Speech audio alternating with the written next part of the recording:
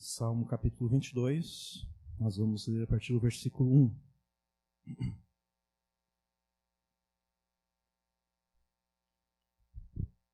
Deus meu, por que me desamparaste? Por que te alongas o meu auxílio e das palavras o meu bramido? Deus meu, eu clamo de dia e tu não me ouves, de noite e não tenho sossego. Porém tu és santo, tu que habitas entre os louvores de Israel. Em ti confiaram os nossos pais, confiaram e tu os livraste. A ti clamaram e escaparam. Em ti confiaram e não foram confundidos, não foram envergonhados. Mas eu sou um verme e não um homem, opróbrio dos homens e desprezado do povo. Todos que me veem zombam de mim, estendem os lábios e meneiam a cabeça, dizendo: confiou no Senhor, que o livre-o, pois nele tem prazer. Mas tu és o que me tiraste do ventre, fizeste-me confiar, estando aos seios de minha mãe. Sobre ti foi lançado desde a madre, tu és o meu Deus desde o ventre da minha mãe. Não te alongues de mim, pois a angústia está perto e não há quem ajude. Muitos touros me cercaram, fortes touros de Bazã me rodearam. Abriram contra mim as suas bocas, como um leão que despedaça e que ruge. Como água me derramei, e todos os meus ossos se desconjuntaram. O meu coração é como cera, derreteu-se no meio das minhas entranhas. A minha força se secou como um caco, e a língua se me pega ao paladar, e me puseste no pó da morte. Pois me rodearam cães, o ajuntamento de malfeitores me cercou, transpassaram-me as mãos e os pés. Poderia contar todos os meus ossos, eles vêm e me contemplam. Repartem entre si as minhas vestes e lançam sorte sobre a minha roupa. Mas tu, Senhor, não te alongues de mim. Força minha, apressa-te em socorrer-me. Livra a minha alma da espada e a minha vida da força do cão. Salva-me da boca do leão, sim, ouviste-me das pontas dos bois selvagens. Então declararei o teu nome aos meus irmãos, louvar-te-ei no meio da congregação. Vós que temeis ao Senhor, louvai-o, todos vós, sementes de Jacó, glorificai-o, e temei-o, todos vós, sementes de Israel. Porque não desprezou e nem abominou a aflição do aflito, nem escondeu dele o seu rosto, antes, quando ele clamou, o ouviu. O meu louvor será de ti na grande congregação, pagarei os meus votos perante os que te temem. Os mansos, os fracos, comerão e se fartarão, louvarão ao Senhor os que o buscam. O vosso coração viverá eternamente. Todos os limites da terra se lembrarão e se converterão ao Senhor, e todas as famílias das nações adorarão perante a tua face, porque o reino é do Senhor e ele domina entre as nações. Todos os que na terra são gordos comerão e adorarão, e todos os que descem ao pó se prostrarão perante ele, mesmo aqueles que não conseguem manter viva a sua alma. Uma semente o servirá, será declarada ao Senhor a cada geração. Chegarão e anunciarão a sua justiça ao povo que nascer, porquanto ele o fez. Amém. Até aqui. O que os pais normalmente perguntam aos seus filhos, logo depois que os seus filhos recebem algum presente? O que os pais perguntam aos filhos?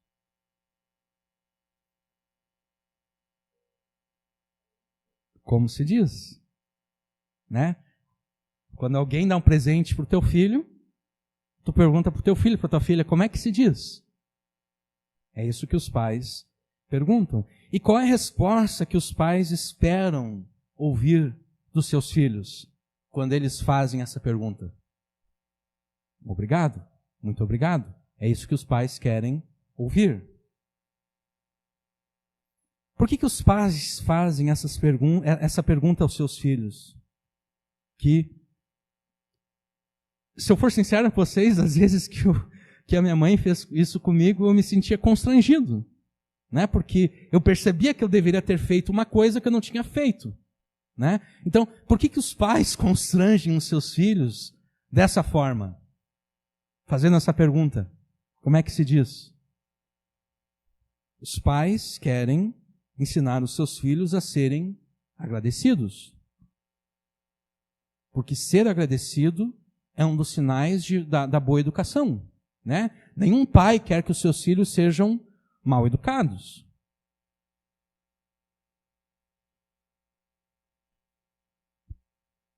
Ocorre que todos nós sabemos que um mero muito obrigado não quer dizer nada. Né? Porque quantas vezes nós recebemos algum presente e a gente não gostou tanto assim? Né? Pensa em você como criança. A criança normalmente ela quer receber o quê? Ela quer receber algum tipo de brinquedo. Né? Mas de repente a avó ou a tia dá um conjunto de meias de aniversário para o seu neto ou para o seu sobrinho. Né? E a criança não gosta de receber meia, né? Um par de meias, ou um conjunto de meias, ou um conjunto, sei lá, uma camisa, uma camiseta, alguma coisa. A criança não está ligada nisso. Ela diz um muito obrigado, mas na verdade ela não está agradecida por aquele presente recebido. Então nós, como adultos, nós sabemos que um muito obrigado não quer dizer nada. Um muito obrigado não quer realmente dizer que nós estamos realmente agradecidos por aquilo que nós recebemos. Então, ainda que seja correto ensinar as crianças a sempre dizerem um muito obrigado, simplesmente dizer isso da boca para fora não quer dizer nada. Nós, como filhos de Deus, nós sempre corremos o risco de fazer isso. Quando recebemos de Deus alguma bênção. Dizer apenas um muito obrigado, que não é verdadeiro. Um muito obrigado, que não é sincero. Um muito obrigado que é apenas da boca para fora. Na semana passada, nós começamos a ver o Salmo 22. E nós vimos do versículo 1 até o versículo 11. E nós vimos que o pecado da desistência, o pecado da falta de perseverança, persiste em nós mesmo depois da nossa conversão a Deus. E com base nos primeiros 11 versículos desse Salmo, nós aplicamos essa nossa tendência à desistência, essa nossa tendência à falta de perseverança, nós aplicamos isso à oração. A realidade que este pecado, muitas vezes, nos leva a desistirmos da oração. Nós vimos que quando Deus não nos responde logo, quando nós oramos 1, 2, 3, 4, 5 dias, 1, 2, 3, 4, 5 semanas, 1, 2, 3, 4, 5 meses, e Deus não nos responde logo, nós vimos que nós temos a impressão de que Deus nos desamparou, conforme a primeira frase deste salmo. Deus meu, por que me desamparaste? E quando nós chegamos a pensar que Deus nos desamparou, a tendência que nós temos é o quê? É desistir de orar.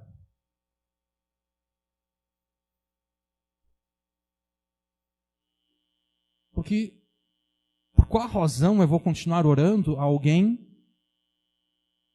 que não está a fim de me ajudar?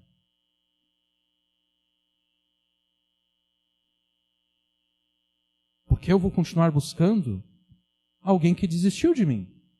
Alguém que me desamparou, que me abandonou?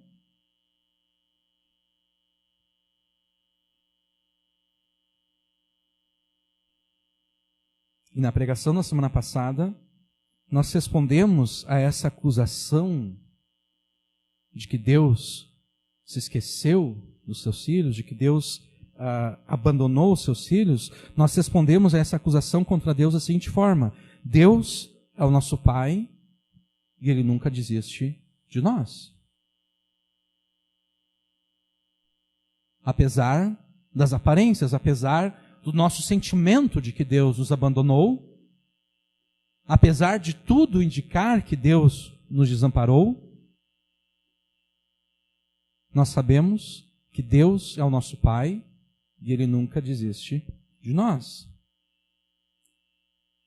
E já que o nosso Pai jamais desiste de nós, jamais devemos desistir de, com fé, buscá-lo no meio das aflições, ainda que ele pareça lento em nos responder, ainda que ele pareça tardio em nos livrar.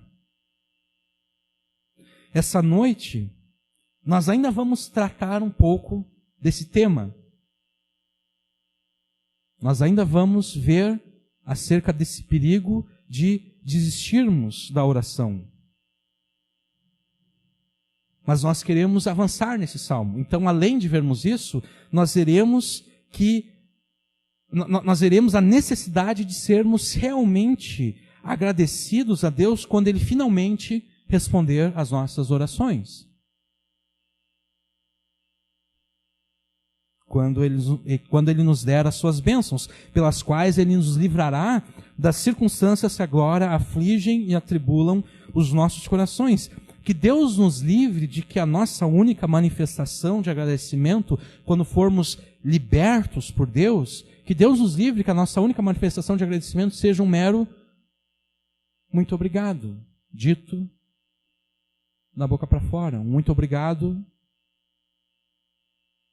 que não é dito com sinceridade nem com verdade.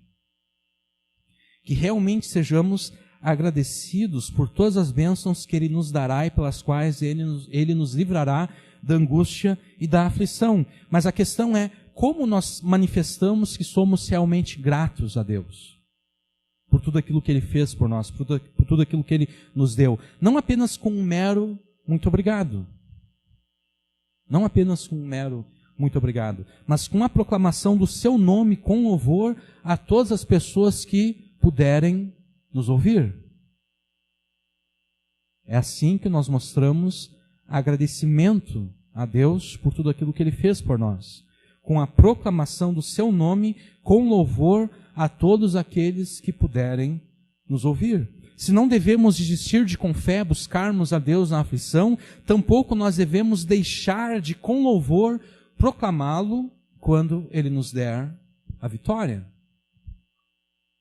É assim que você mostrará a Deus que está muito agradecido por tudo aquilo que Ele te fez, por todas as bênçãos que Ele derramou sobre a tua vida, proclamando com louvor quando Ele te der a vitória.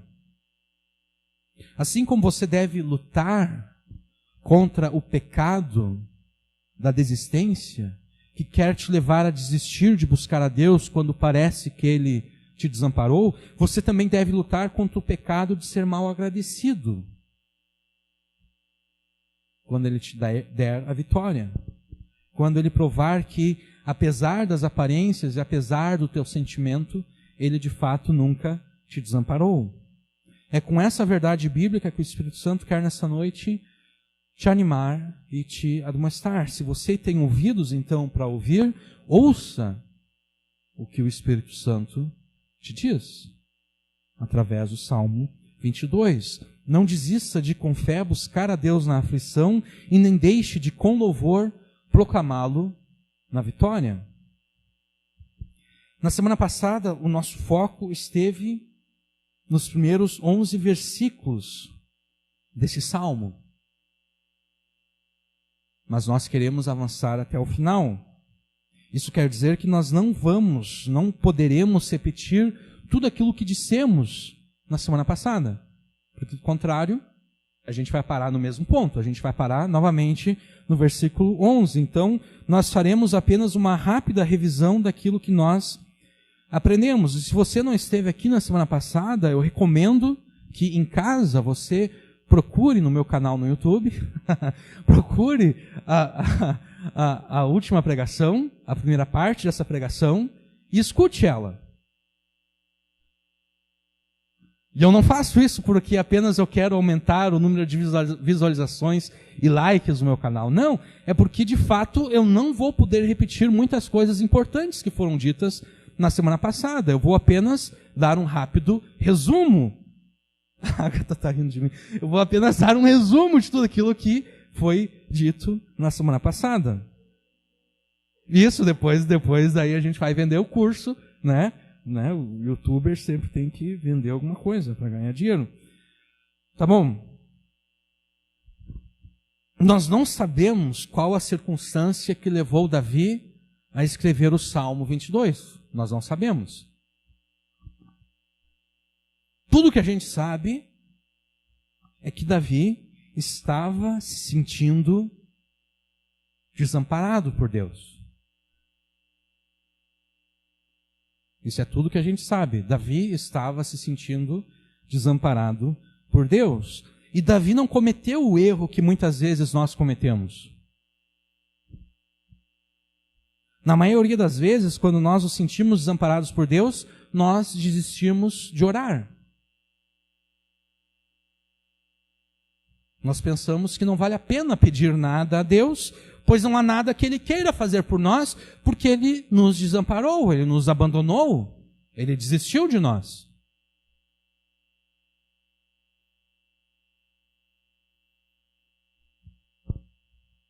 Mas Davi sabe que o seu sentimento, aquilo que ele sente em si, ele sabe que o sentimento de que Deus o desamparou não reflete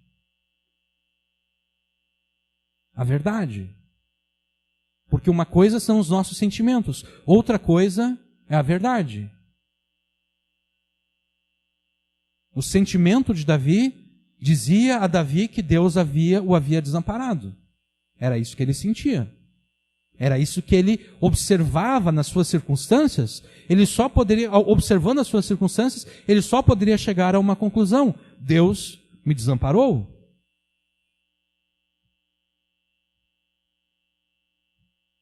Mas Davi sabia que o seu sentimento, Davi sabia que a sua interpretação da sua circunstância não correspondia à verdade.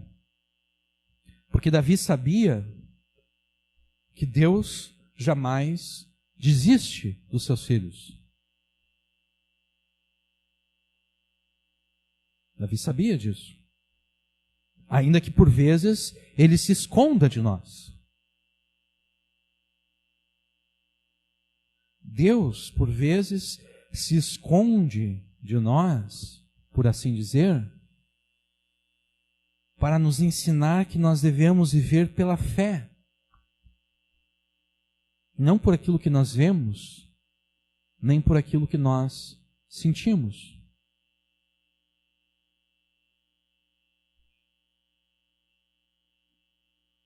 Deus quer que os seus filhos aprendam não a viver por aquilo que eles sentem, e nem por aquilo que eles observam.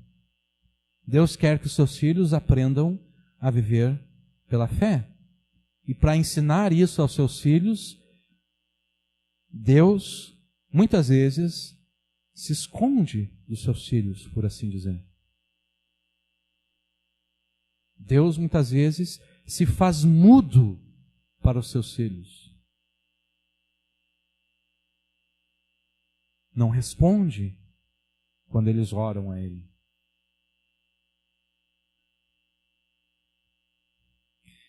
E sabendo que, apesar dos seus sentimentos, Deus não havia desistido dele, Davi apresenta a sua queixa a Deus.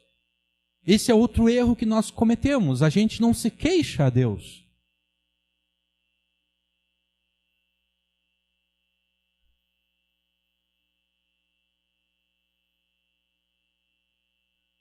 Davi não comete esse erro.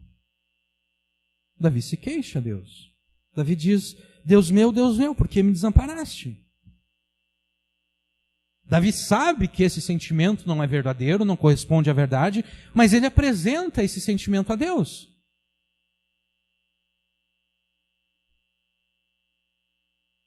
Ele sabe que Deus não desamparou, mas ele apresenta o sentimento a Deus. Da mesma forma que Jesus sabia que Deus não havia desamparado na cruz. Mas Jesus apresenta o sentimento a Deus. Deus meu, por que me desamparaste? Davi apresenta a sua queixa a Deus dizendo: meu Deus, por que o Senhor me desamparou? O Senhor não está vendo o tamanho do meu desespero? Estou resumindo aqui os versículos 1 e 2. O Senhor não está vendo que a minha angústia é tal que quando eu oro ao Senhor, tudo que sai são gemidos?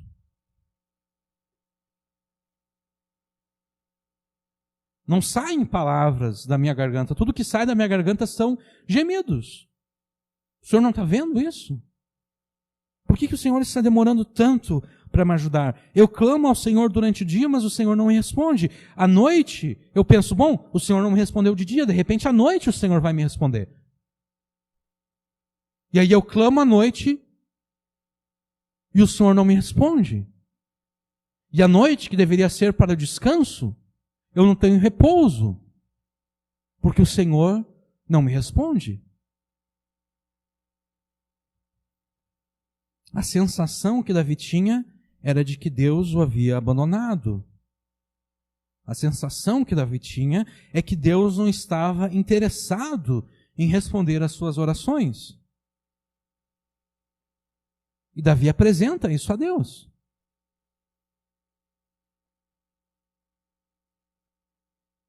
Por vezes, Deus vai fazer conosco o mesmo que Ele fez com Davi. Ele vai se esconder de nós,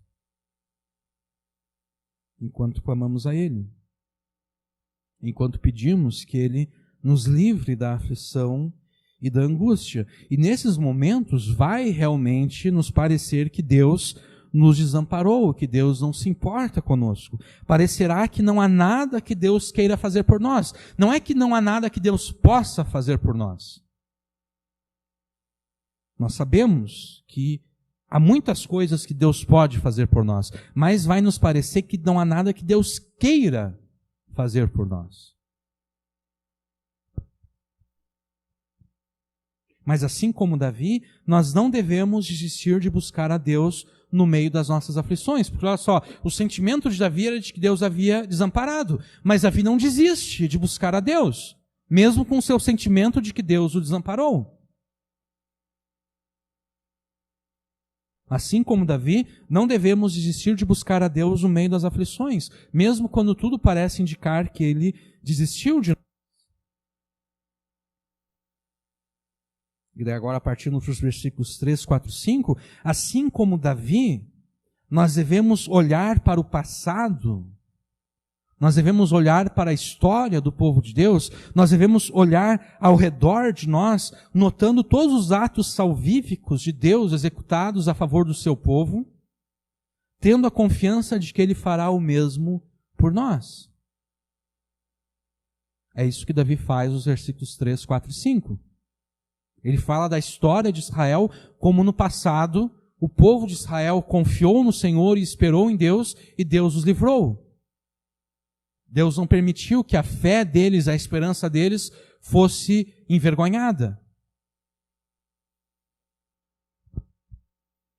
Você também deve usar os atos salvíficos de Deus do passado e do presente também como argumento nas suas orações. Em primeiro lugar, para fortalecer a tua fé e a tua esperança, assim como Deus fez no passado, assim como Deus fez com os meus irmãos, Deus vai fazer comigo. E também como argumento nas suas orações. Diga assim: o Senhor respondeu às orações dos meus irmãos, o Senhor livrou os meus irmãos das suas aflições. E a tua palavra é bem clara quando diz que o Senhor não faz acepção de pessoas.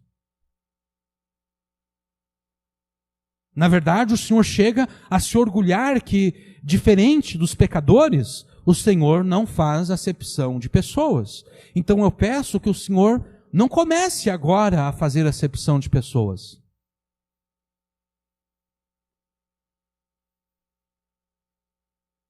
Eu peço que o Senhor faça por mim o mesmo que o Senhor fez pelos meus irmãos.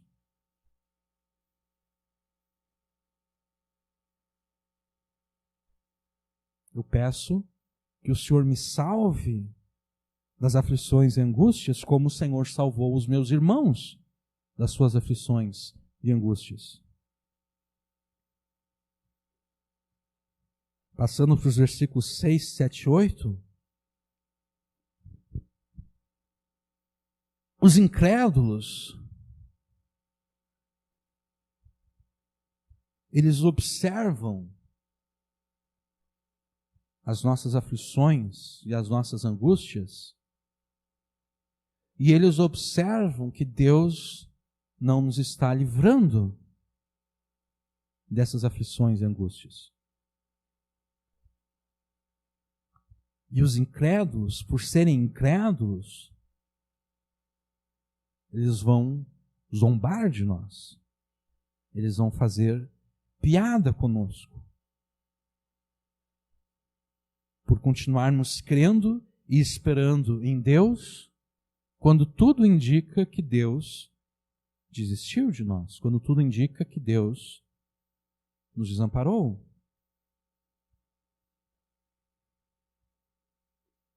Mas quando isso acontecer, quando formos zombados por continuar crendo e esperando em Deus, nós devemos perceber que Deus sempre foi o nosso Deus, mesmo antes de nós termos nos rendido a Ele, que é o que Davi fala nos versículos 9 e 10. Davi diz que desde o seu nascimento, desde antes do seu nascimento, Deus o protegia, Deus cuidava dele. Mesmo enquanto ele estava nos braços da sua mãe, mamando, Deus estava cuidando dele.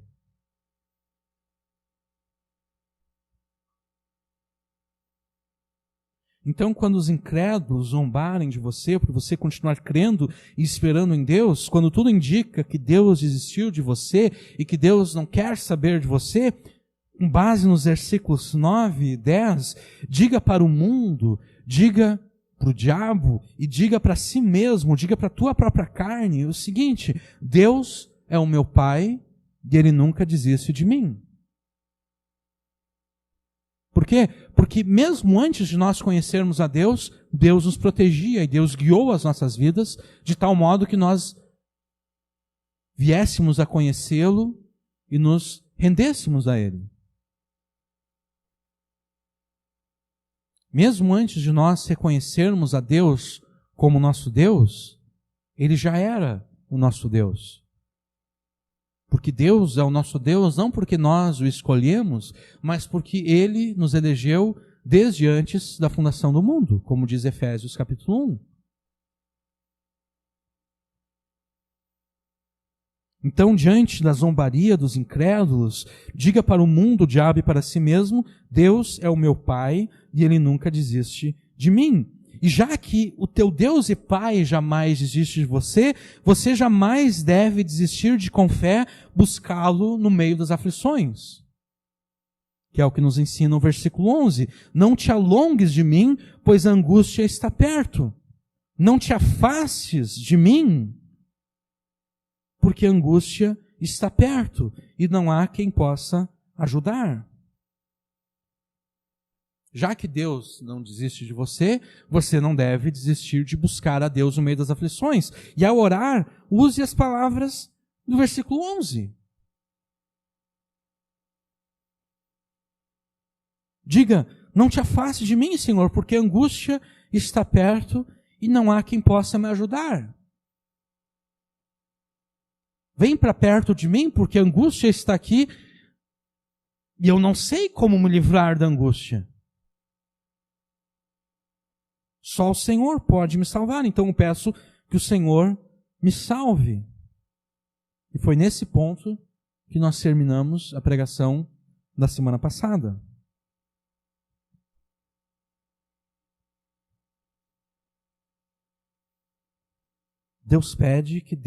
Davi pede que Deus não se afaste dele, pois a angústia está perto e não há quem possa ajudá-lo, a não ser o próprio Deus. E então, do versículo 12 até o versículo 19, Davi faz uma descrição vívida e cheia de imagens que ilustram a sua aflição e a angústia pelas quais ele estava passando. Versículos 12 e 13. Muitos touros me cercaram, fortes touros de Bazã me rodearam. Abriram contra mim as suas bocas como um leão que despedaça e que ruge.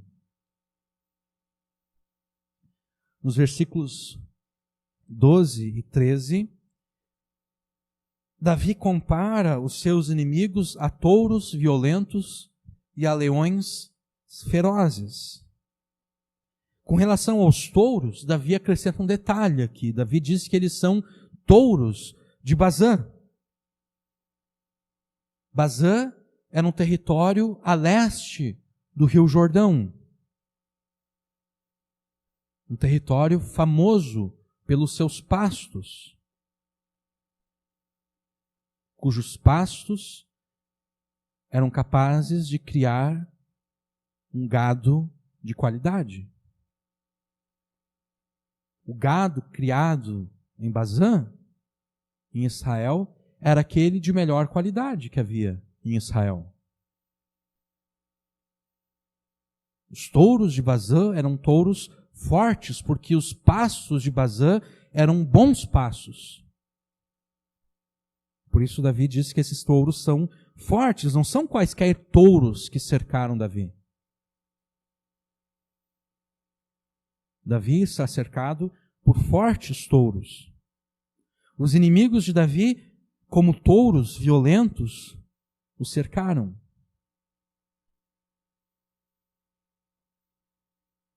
Imagine uma quantidade enorme de touros, selvagens, que de repente se colocam a correr contra uma vítima.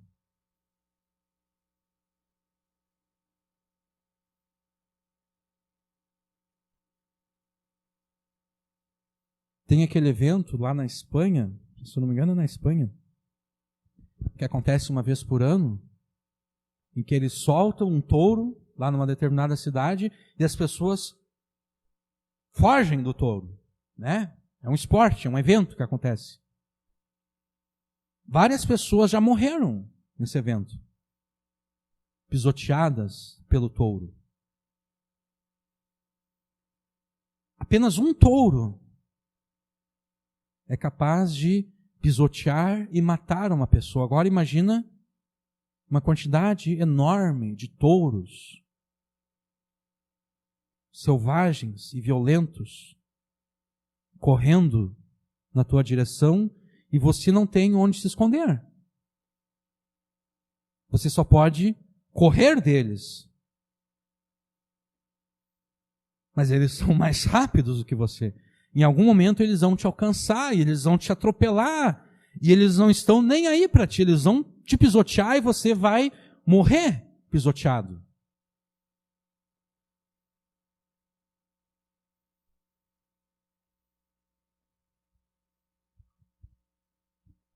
Os inimigos de Davi, como touros violentos, o cercaram, e como leões ferozes, eles abriram as suas bocas para despedaçá-lo. Imagine você cercado por leões.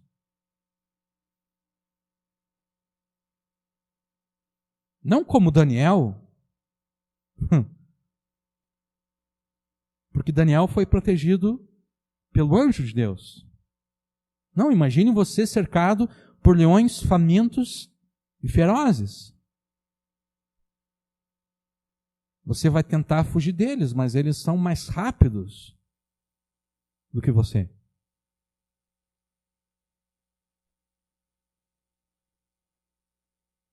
Com uma patada apenas, eles são capazes de te matar, de arrancar a tua cabeça.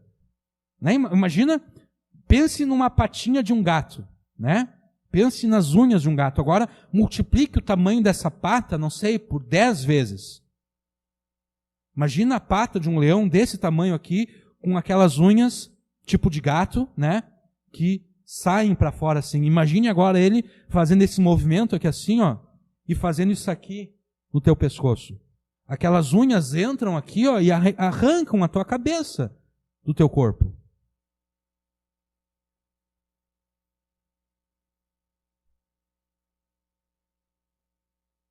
Ou com uma mordida também. Eles só abrem aquela boca deles e mordem a tua cabeça e engolem a tua cabeça numa única mordida.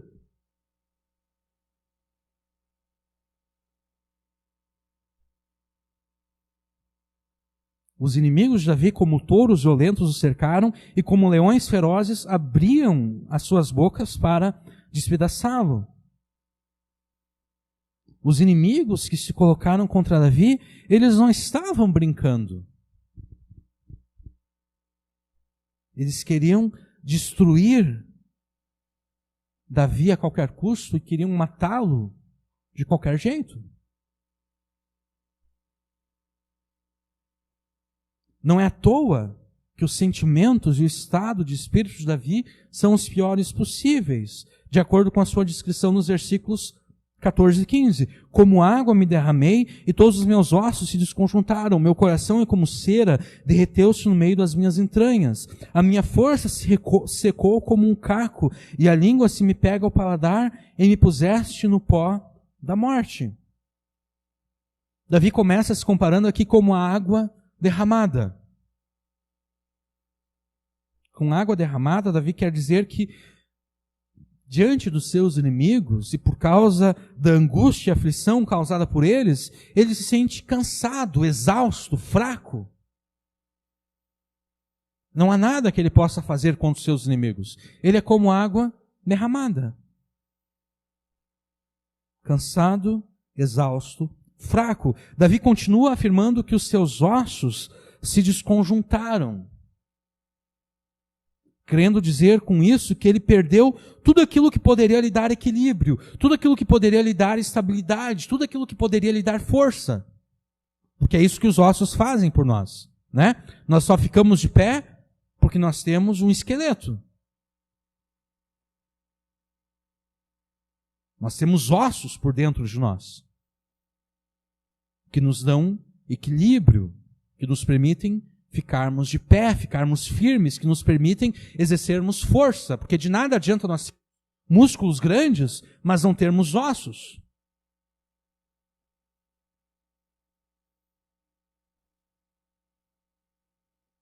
Os ossos de Davi se desconjuntaram. Tudo aquilo que poderia lhe dar equilíbrio, estabilidade, força, tudo isso Davi perdeu.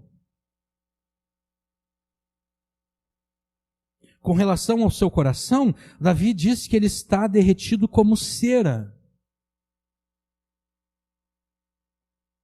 O que significa que toda a coragem e esperança que um dia Davi tinha foram perdidos.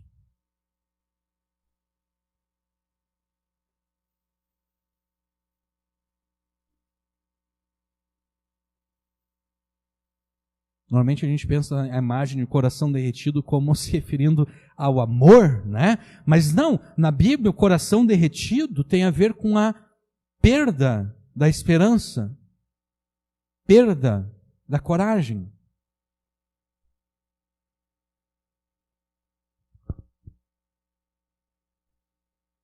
E Davi prossegue no versículo 15, dizendo que a força que um dia ele teve, agora não passa de um caco. Não passa de um pedaço de barro seco e quebradiço. Ou seja, a sua força não pode fazer nada. Davi também diz que a sua língua está presa à mandíbula, o que indica, se a gente for interpretar isso aqui literalmente, significa sede extrema. A língua presa à mandíbula.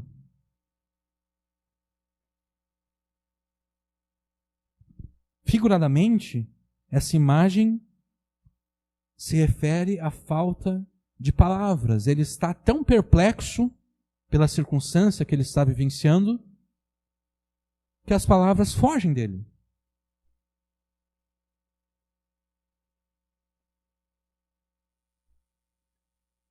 ele não sabe o que dizer.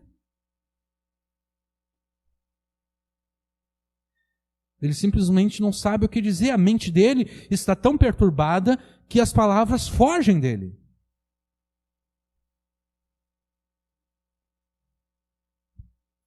E daí no final do versículo 15, Davi atribui a sua circunstância à providência soberana de Deus, afirmando que Deus o colocou à beira da morte. Me puseste no pó da morte, me puseste no pó que vai cobrir o meu corpo. Deus me colocou à beira da morte. Deus me colocou numa circunstância em que eu estou prestes a morrer. Estando à beira da morte, nos versículos 16, 17 e 18, Davi passa a descrever o caráter dos seus inimigos, comparando os seus inimigos a cães. Normalmente a gente pensa em cães, em cachorros, como sendo aqueles animais bonitinhos, engraçadinhos e carinhosos que nós temos como animais de estimação. Mas no mundo antigo, os cachorros não eram animais de estimação.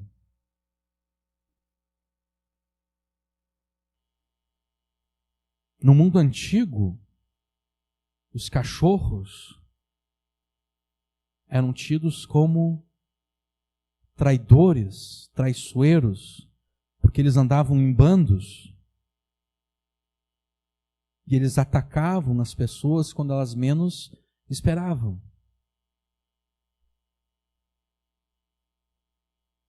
Os cães, os cachorros, eram como um ajuntamento de malfeitores que ficam escondidos à espreita.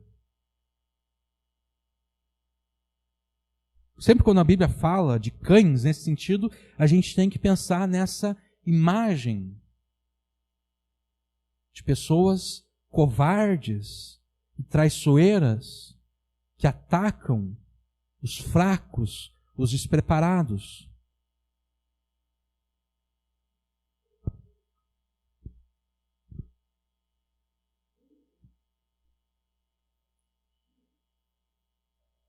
Sim. Sim. Eu não sei se hoje em dia, não sei se exatamente com esse sentido bíblico, né? Talvez. Sim. Então, estando à beira da morte, Davi descreve o caráter dos seus inimigos comparando-os a cães traiçoeiros, covardes, cães selvagens e violentos. Versículos 16, 17 e 18. Pois me rodearam cães, o ajuntamento de malfeitores me cercou e transpassaram-me as mãos e os pés. Poderia contar todos os meus ossos, eles vêm e me contemplam, repartem entre si as minhas vestes e lançam sorte sobre a minha roupa. Tudo que os inimigos de Davi querem é devorar a ele e os seus bens.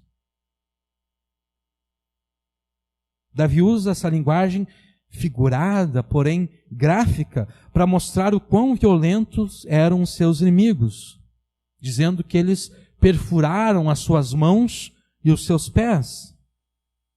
E não satisfeitos com isso, no versículo 17, eles fazem da desgraça de Davi um espetáculo público. De modo que todos que passam por Davi veem a sua nudez e o seu sofrimento. Eles podem contar os meus ossos.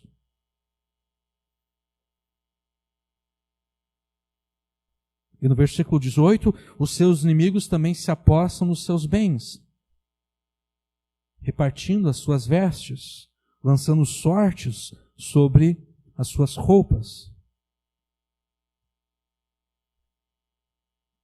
Você já vivenciou circunstância semelhante ou equivalente a essa retratada por Davi?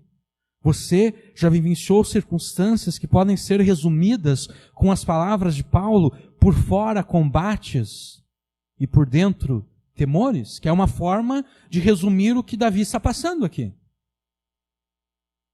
Por fora, combates. Eu estou cercado por inimigos que querem me matar. E por dentro, temores. Porque tudo em mim, toda a minha força, toda a minha coragem, toda a minha esperança, tudo acabou.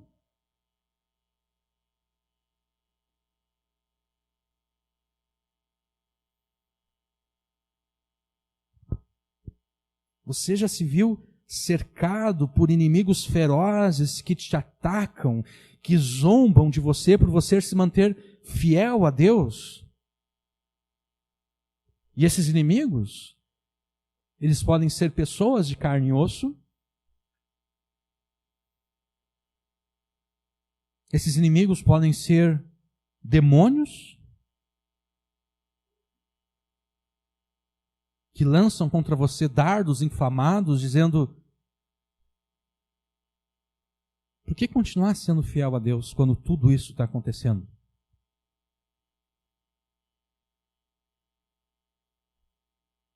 Esses inimigos também podem ser a tua própria carne.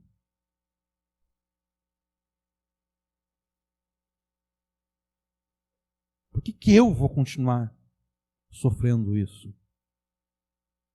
Esperando em Deus e crendo em Deus quando tudo isso está acontecendo. Você já se sentiu cansado, exausto, fraco, tanto pela ferocidade dos seus inimigos, quanto pelo peso da circunstância que te aflige e angustia, da qual você ainda não foi liberto por Deus?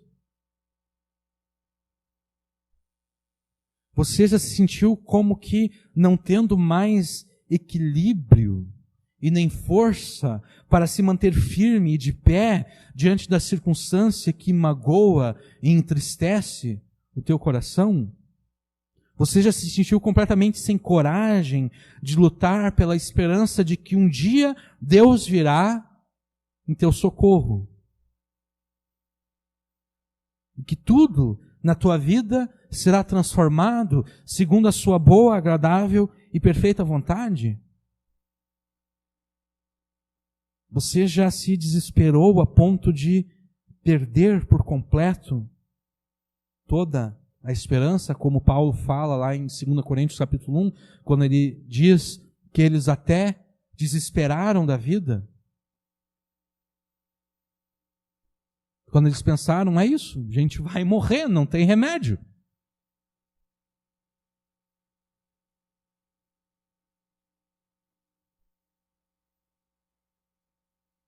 Quando Paulo diz, a nossa única esperança é o Deus que ressuscita os mortos.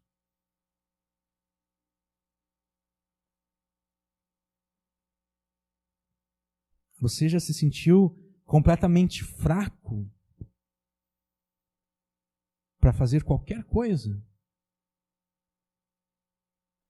Você já se sentiu tão perplexo diante da aflição e da angústia que você mal consegue se expressar porque a tua mente está tão perturbada que as palavras simplesmente fogem de você?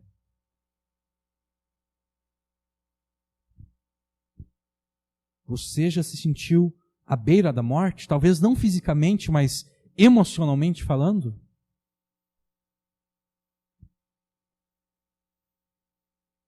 Quando você se sente morto por dentro, como se talvez você preferisse morrer do que passar por aquilo que você está passando?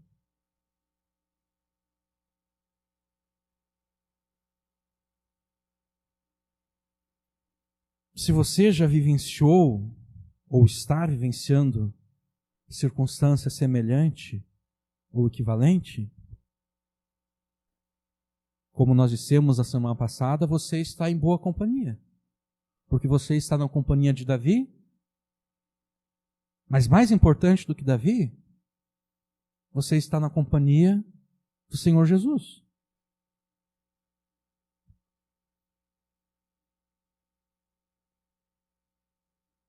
Porque Jesus literalmente experimentou essas coisas que vocês devem ter percebido pela leitura que nós fizemos.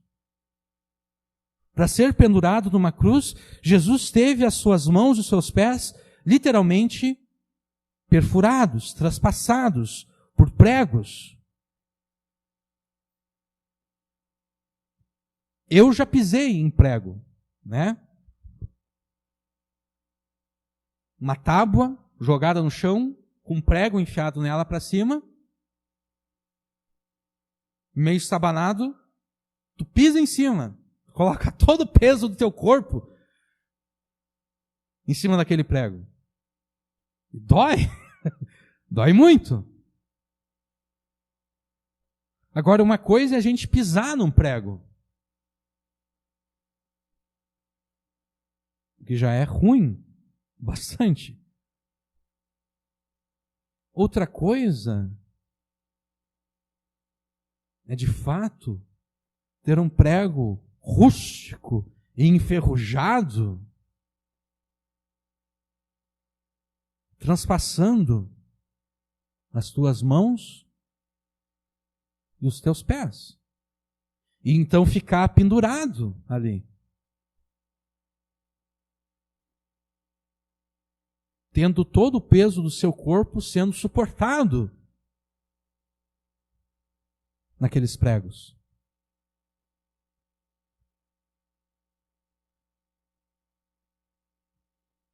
Logo depois de ser crucificado, os soldados romanos repartiram entre si as vestes de Jesus e lançaram sortes sobre a sua roupa, conforme o versículo 18.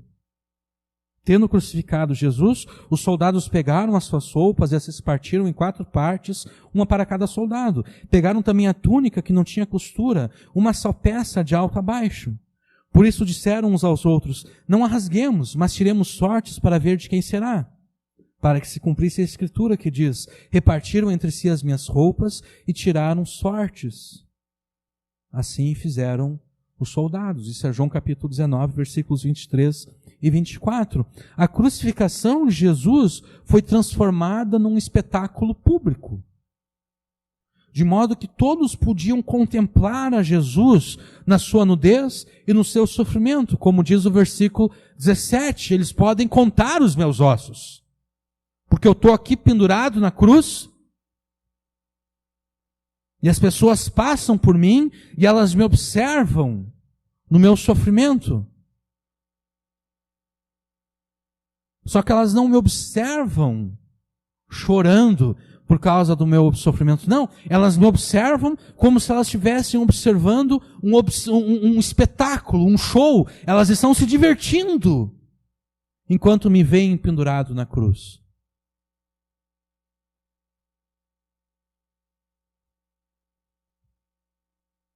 E enquanto assistiam à crucificação de Jesus como se fosse um espetáculo, todos o ridicularizaram por crer e por esperar em Deus, quando tudo indicava que Deus o desprezava e o tinha desamparado. Enquanto estava na cruz, em meio a gemidos de dor, angústia e desespero, as pessoas elas literalmente citaram o versículo 8 desse salmo contra Jesus. E os que iam passando blasfemavam contra ele, meneando a cabeça e dizendo: tu que destróis o santuário e em 3 dias o reconstróis, salva a ti mesmo. Se és filho de Deus, desce da cruz. E os principais sacerdotes, com os escribas e líderes religiosos, também zombavam. Ele salvou os outros e não consegue salvar a si mesmo. Ele diz ser o rei de Israel. Se descer agora da cruz, creremos nele. Agora a citação do salmo, do versículo 8. Confiou em Deus, que ele o livre agora, se lhe quer bem, porque disse: sou filho de Deus. Isso é Mateus 27, versículos 37 até o 43.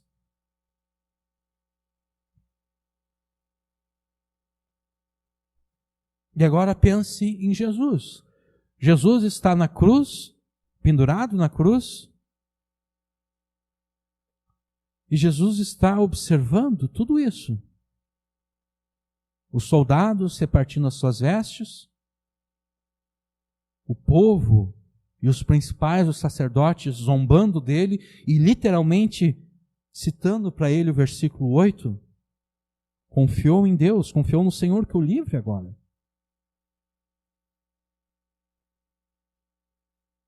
certamente que ao ver ao divertimento e a zombaria de todos os que o viam pendurado na cruz, Jesus se sentiu cercado como que por touros violentos, como que por leões selvagens e cães traiçoeiros e covardes.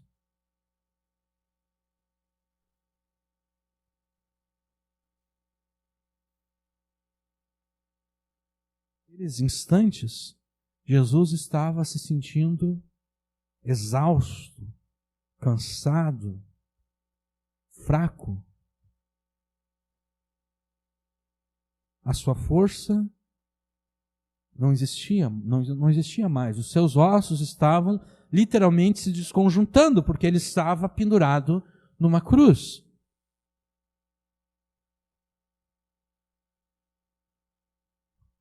Sabendo que havia sido Deus, o seu Pai, que lhe havia colocado à beira da morte para a salvação do seu povo, Jesus então grita: Deus meu,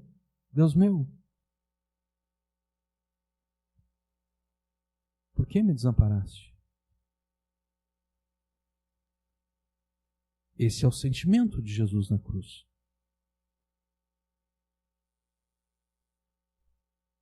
Por que me desamparaste? Por que tudo isso está acontecendo comigo?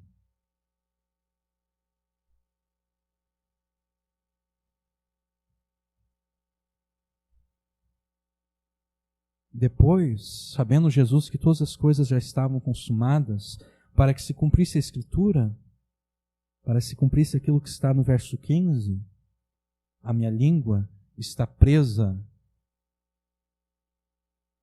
ao paladar, no sentido de que, no sentido não literal, no sentido literal de que ele estava com sede, sabendo Jesus que todas as coisas já estavam consumadas para que se cumprisse a Escritura, ele disse: estou com sede. Havia ali uma vasilha cheia de vinagre, então puseram uma esponja ensopada de vinagre num ramo de sopo e a ergueram até a boca de Jesus. Havendo provado o vinagre, Jesus disse: está consumado. E inclinando a cabeça, entregou o Espírito. Se você já se sentiu, ou está agora mesmo se sentindo desamparado por Deus, se você já se sentiu ou está agora mesmo se sentindo destruído por fora e por dentro, você está em boa companhia. Você está na companhia de Davi e, mais importante, você está na companhia do Senhor Jesus. E a maravilha disso tudo é que Jesus não apenas vivenciou todas essas coisas. A maravilha disso tudo é que Jesus vivenciou todas essas coisas e venceu todas essas coisas sem pecar contra Deus. Porque essa é a grande tentação que nós sofremos quando nós vivenciamos coisas semelhantes. A nossa tentação é pecar contra Deus. Quando nos sentimos destruídos por fora e por dentro, quando parece que Deus se esqueceu de nós ou nos desamparou, nós somos tentados a desistir de buscar a Deus. Nós somos tentados a solucionar as nossas aflições através do pecado.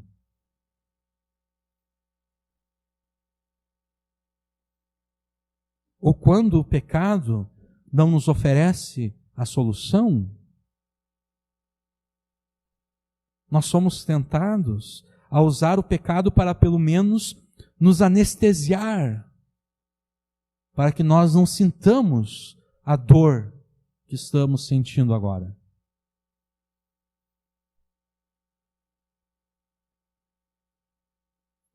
E se não fosse por Jesus, nós estaríamos completamente desprotegidos contra a tentação do pecado, ao vivermos circunstância semelhante.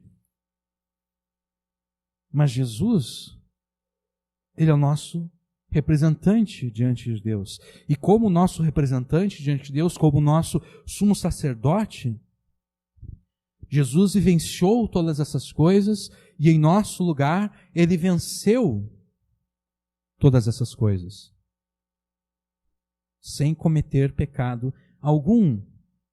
Isso quer dizer que não há nenhuma circunstância, não há nenhuma angústia, nenhum desespero, nenhuma provação, nenhuma tentação, nenhuma tribulação pela qual você possa passar, que Jesus não tenha passado e não tenha vencido.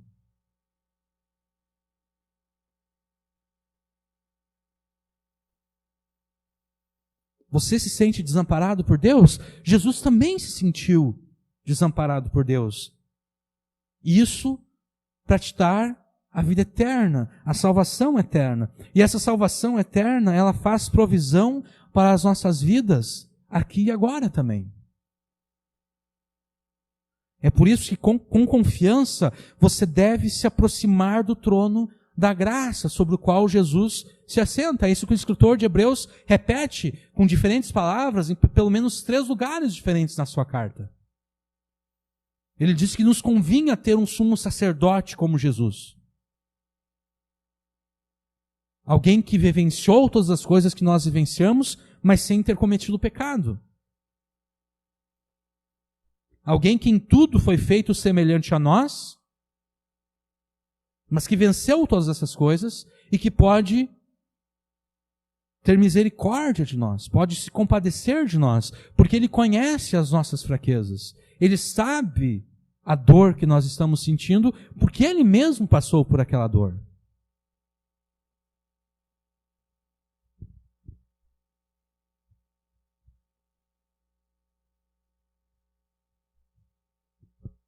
Uma coisa é nós sermos consolados por alguém que não entende aquilo que nós estamos passando.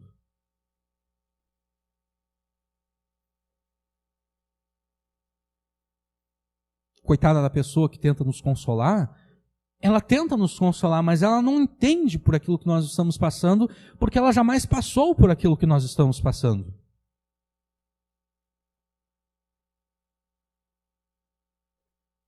Outra coisa é nós sermos consolados por alguém que passou por aquilo que nós estamos passando, porque essa pessoa, sim, ela consegue compreender.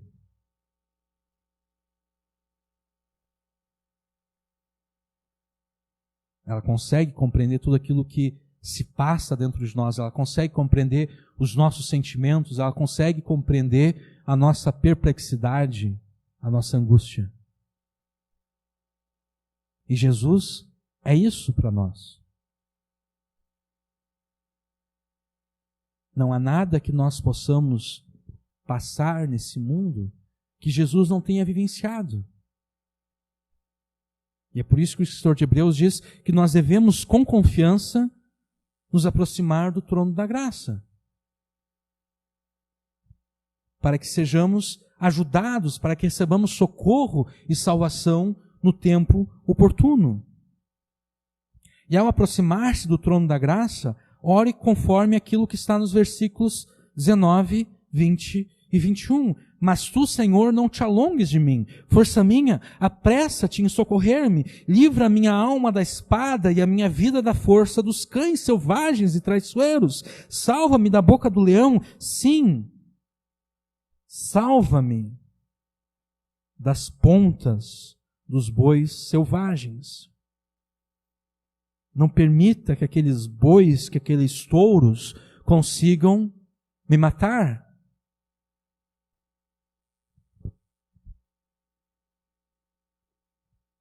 Meu Deus e Pai, em nome do Senhor Jesus, eu peço que o Senhor não se afaste de mim. Tu que és a minha força, vem logo em meu socorro e me livre da angústia e da aflição. Livra a minha vida da morte.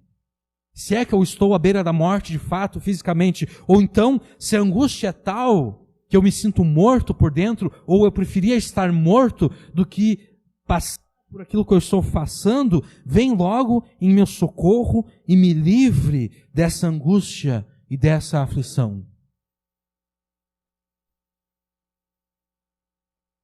Livra-me dessa sensação horrível de morte, dessa sensação horrível de vazio existencial.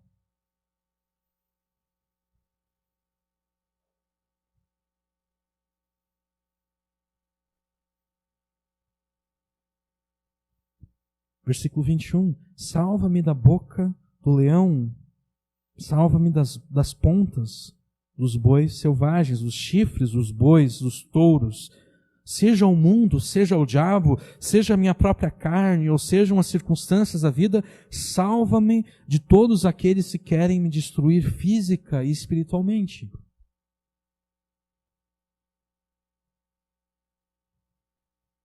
Em Jesus, você foi feito filho de Deus.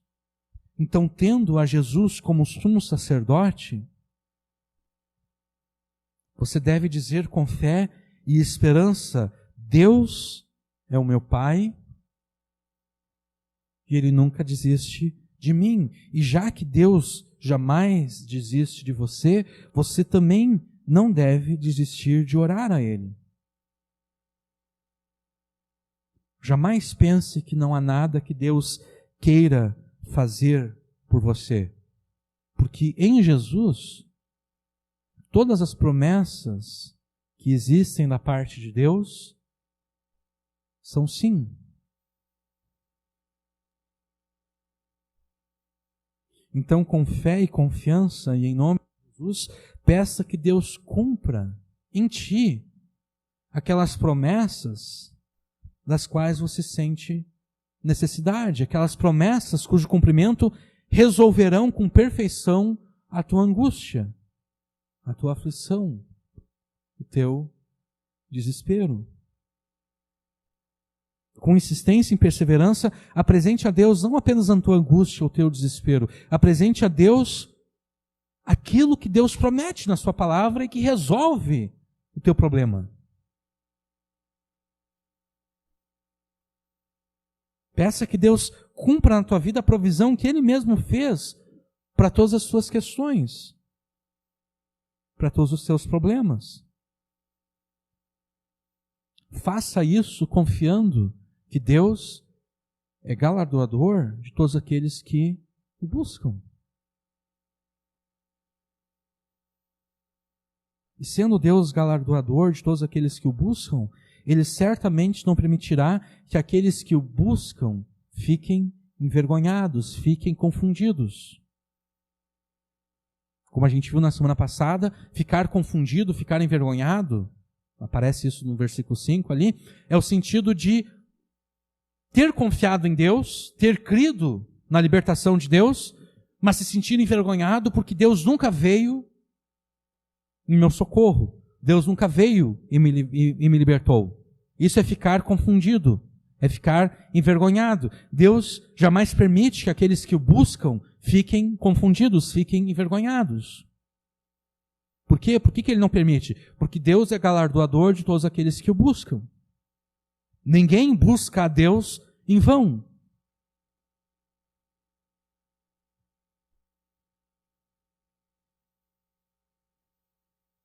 Ninguém se aproxima de Deus no momento da aflição sem ser abençoado por Deus.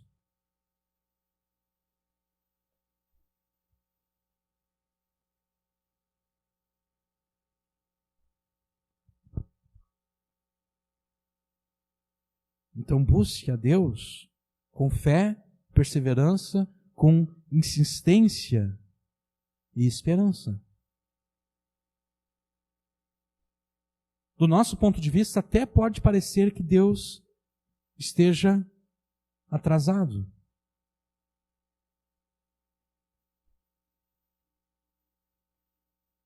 Mas Deus faz tudo perfeito no seu devido tempo.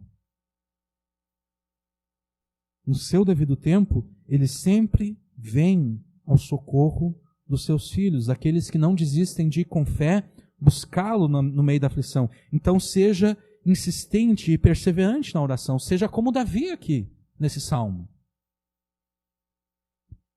Tudo indica que Deus o abandonou, tudo indica que Deus o desamparou, mas ele não se deixa levar pelas suas circunstâncias, ele não se deixa levar pelos seus sentimentos.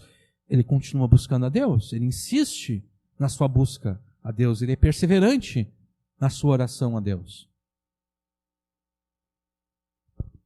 Porque, na verdade, o sentimento de que fomos desamparados por Deus não passa disso, não passa de um sentimento. Nós devemos aprender a não viver por aquilo que nós sentimos. Viver pela fé é aprender a não viver por aquilo que nós sentimos, é aprender a viver não por aquilo que nós vemos. Porque quando tudo aquilo que a gente vê indica que a nossa vida é tranquila, que tudo vai dar certo, a gente não precisa de fé, a gente não precisa de esperança. Como o pai gosta de dizer que alguém um dia falou para ele, quando tudo está bem, eu estou bem. Claro, quando tudo está bem, todo mundo está bem. Não existe uma pessoa que já tenha vivido nesse mundo que não estivesse bem quando tudo na sua vida estava bem.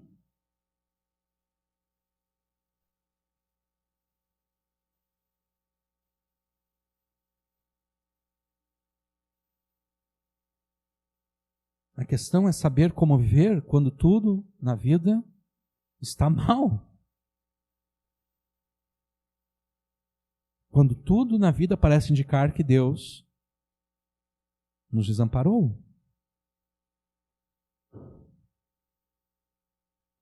Deus, ainda que muitas vezes pareça tardio, Deus jamais desiste dos seus filhos. Então não desista de com fé buscá-lo no meio das aflições, porque Ele virá em teu socorro e Ele te livrará da aflição e da angústia e te dará a vitória. E então, quando Ele te der a vitória sobre a aflição e a angústia, como é que você vai demonstrar gratidão a Deus pela vitória?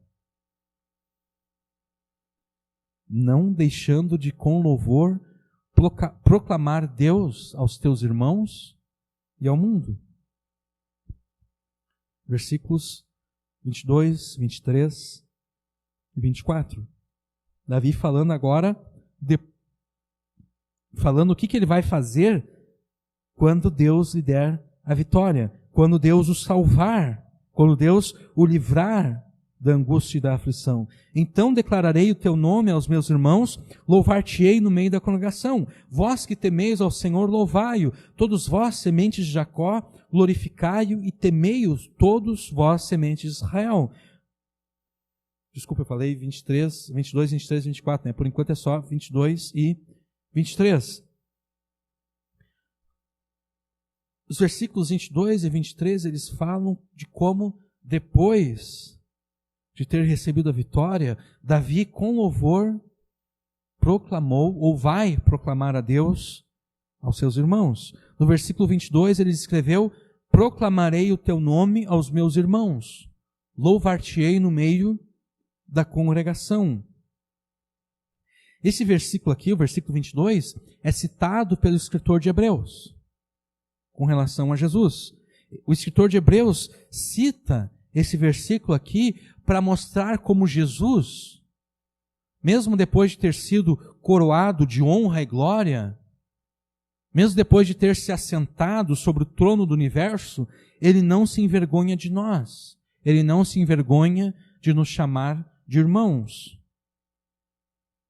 Não foi aos anjos que Deus sujeitou o mundo vindouro de que falamos, mas em certo lugar alguém testemunhou dizendo, ele cita agora o Salmo 8, que é o homem para que te lembres dele, ou o filho do homem para que te interesses por ele, tu fizeste um pouco menor do que os anjos e o coroaste de glória e de honra. Todas as coisas o sujeitaste debaixo dos pés. E agora, o escritor de Hebreus, considerando Jesus tendo encarnado neste mundo como homem, como segundo Adão, e ao sujeitar-lhe todas as coisas, nada deixou que não lhe fosse sujeito. Contudo, agora ainda não vemos todas as coisas sujeitas a ele. Vemos, porém, Jesus, que foi feito um pouco menor do que os anjos, coroado de glória e honra, por causa do sofrimento da morte, para que pela graça de Deus sofresse a morte em favor de todos. porque era preciso que aquele para quem são todas as coisas e por meio de quem tudo existe, ao trazer muitos filhos à glória, era preciso que ele aperfeiçoasse por meio do sofrimento o autor da salvação deles.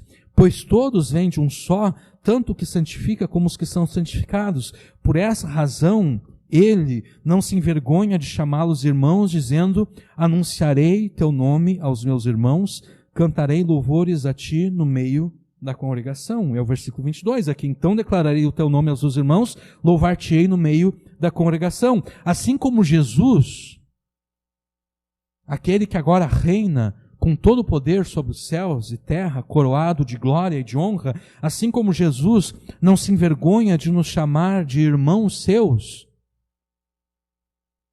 também não devemos nos envergonhar de proclamar aos nossos irmãos e ao mundo o nome pelo qual Deus nos deu a vida eterna e pelo qual Deus nos deu a vitória.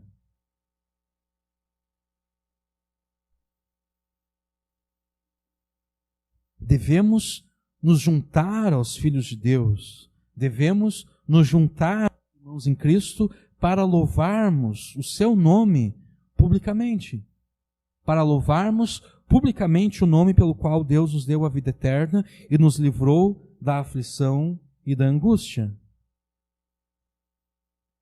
Daí no versículo 23, vós que temeis ao Senhor, louvai-o, todos vós, sementes de Jacó, glorificai-o, e temei-o, todos vós, sementes de Israel. Para mostrar agradecimento a Deus pela vitória que Ele nos deu, nós devemos encorajar e animar os irmãos a que eles sejam ativos no louvor a Deus, a que eles sejam ativos no culto a Deus e na obediência a Ele. Nós devemos dizer aos irmãos: vós que temeis ao Senhor, louvai-o, todos vós, sementes de Jacó, filhos de Deus, glorificai-o. Como forma de agradecimento, nós devemos dizer isso aos nossos irmãos. Nós devemos animá-los e incentivá-los a que eles louvem e cultuem e obedeçam a Deus.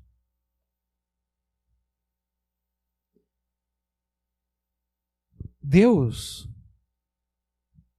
deve ser louvado, cultuado e obedecido tanto na privacidade das nossas casas, quanto de forma pública. No meio da grande congregação, no meio da congregação dos santos, no meio da assembleia dos filhos de Deus.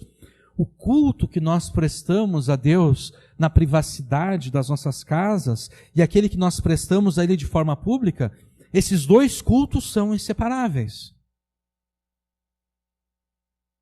Na verdade, não é que eles sejam inseparáveis. Na verdade, é um e o mesmo culto. O culto que nós prestamos a Deus nas nossas casas é o mesmo culto que nós prestamos a Ele de forma pública, junto com os irmãos. E se tem uma coisa que o diabo, mas não apenas o diabo, se tem uma coisa que o diabo e a nossa própria carne não querem que nós façamos, é cultuar a Deus.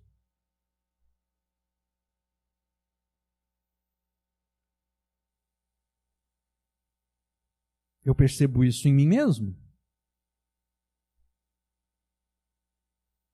E como um bom julgador por si julga os outros, eu vou considerar que o mesmo acontece com vocês e com todos aqueles que não estão aqui nessa noite.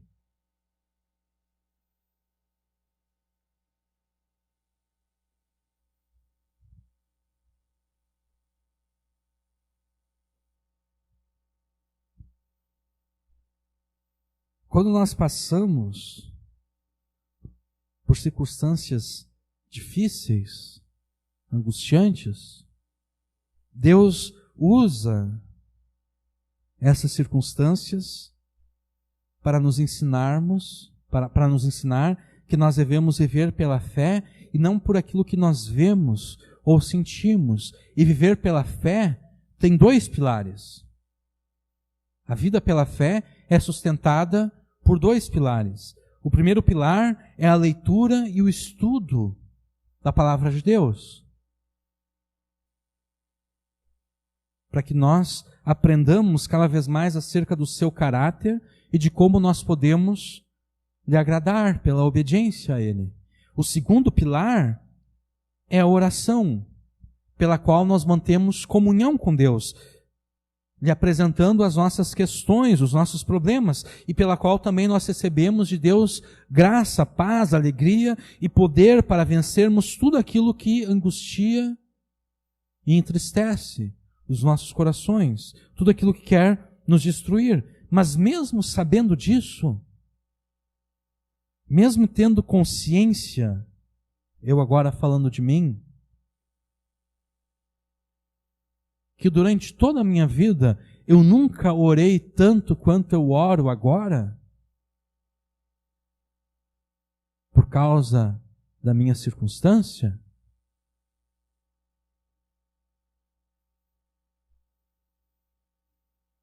muitas vezes eu me vejo trocando a oração, e aqui eu estou usando oração como sinônimo de culto a Deus, eu me vejo trocando a oração por outras coisas.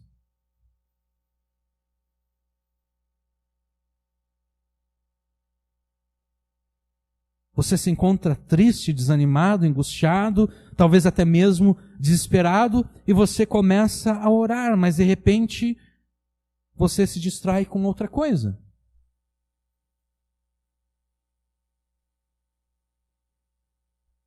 E por que se você se distrai com outra coisa? Porque aquela paz e aquela alegria que Deus promete a todos aqueles que derramam seus corações diante dele, aquela paz e aquela alegria parece que não estão vindo tão rápido quando a gente desejaria que elas viessem. Então a gente tenta fabricar essa paz e essa alegria de uma outra forma.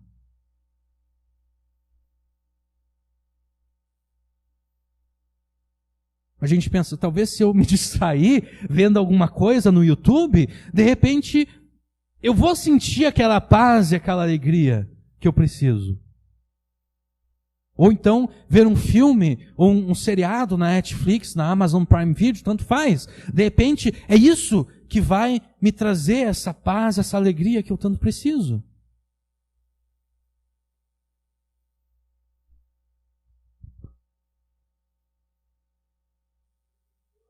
Sim.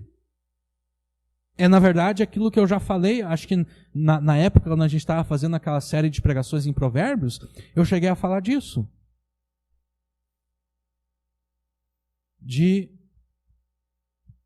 A gente olha para uma pessoa alcoólatra, para uma pessoa drogada, que usa o álcool, que usa as drogas, sejam drogas lícitas ou ilícitas, para tentar fugir dos seus problemas, para tentar se anestesiar contra a dor causada pelos seus problemas, mas a verdade a gente faz a mesma coisa com o entretenimento.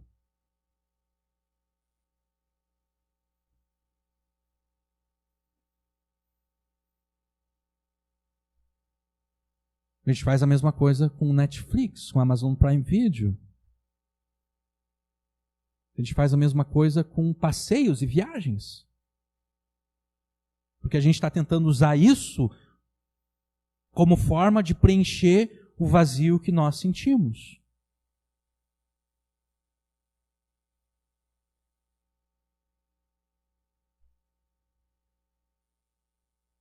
Pode ser qualquer outro substituto. Qualquer coisa que nós usamos para substituir a oração e o estudo da palavra de Deus.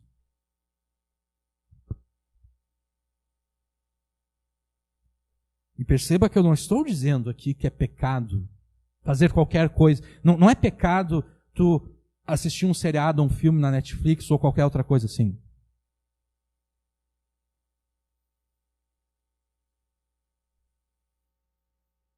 Não é pecado fazer qualquer coisa por lazer.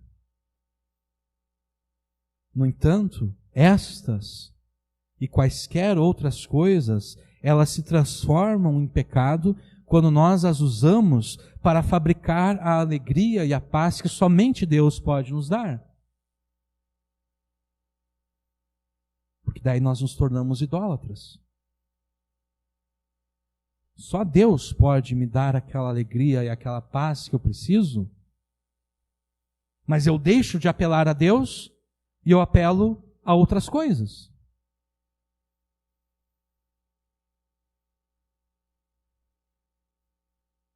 Eu não sou diferente de um judeu que se prostrava diante de Baal.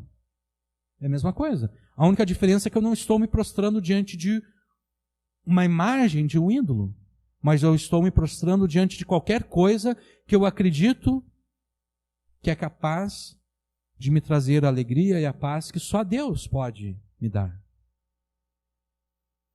É a mesma idolatria. O ídolo é diferente, mas a idolatria é a mesma, o pecado é o mesmo.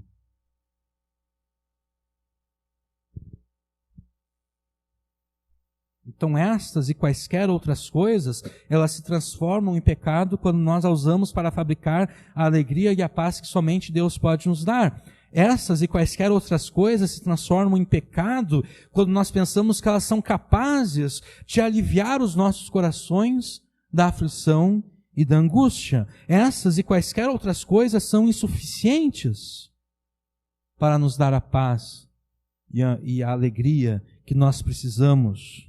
Essas e quaisquer outras coisas, elas apenas nos anestesiam para a dor. Mas a anestesia era passageira.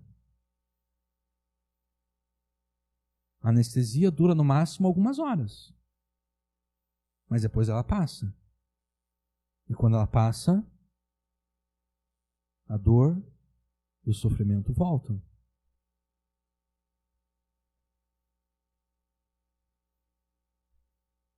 Apenas uma busca intensa de Deus pode nos dar a paz e a alegria que nós precisamos, porque apenas Deus pode nos dar a vitória final sobre a aflição e angústia. E assim como muitas vezes nós nos sentimos desanimados para cultuar a Deus, seja na privacidade das nossas casas, seja de forma pública junto com o seu povo, assim também muitas vezes os nossos irmãos e irmãs, no meio das suas lutas, eles também se sentem desanimados para buscar a Deus, seja em casa, seja de forma pública.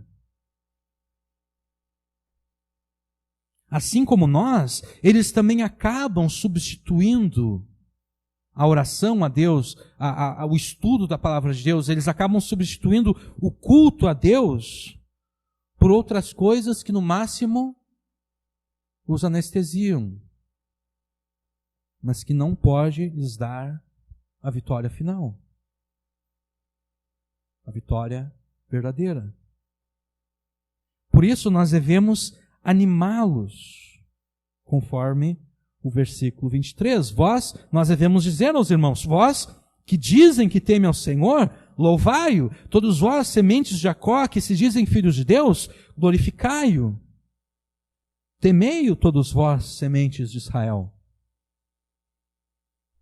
Nós devemos animá-los, nós devemos incentivá-los para que eles percebam que somente Deus pode lhes dar a vitória que eles tanto desejam e que eles tanto precisam. E nós devemos lhes mostrar que a única forma para alcançar essa vitória é através de uma busca intensa de Deus, é através do culto a Deus prestado nas nossas casas e prestado de forma pública.